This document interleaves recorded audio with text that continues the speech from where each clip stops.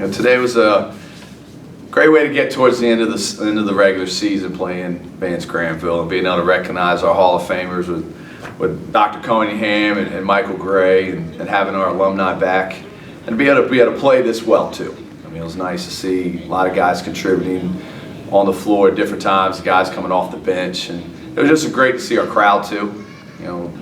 With having the alumni and having our Hall of Famers, it was a good night. I thought we could have played better in certain ways, but at the end of the day, I think it was a typical Statesman crowd. The stat line shows the strength of this team and the fact that we can get scoring and punches at any place. And you got guys, our typical guys that are scoring with Quan and Ricky had a good night with his 11 points and seven assists. Vaughn had his typical 16 points. Those three are always a consistent contributing guys. It's great having Stanley step up. He had a couple great moves and great shots that he was able to knock in 11. Then you got Robert, who came in with 14 points, but the big aspect of his was he contributed 7 rebounds and 5 assists. Those are what we need from our guys that come in and sub out our starting 5 to be able to have that kind of energy and that kind of production. That's what makes us dangerous. We emphasize every day being unselfish and looking for your teammates, making the extra pass, and to have 26 or 27 assists in a game, that's awesome. And in fact, we only had 40 baskets.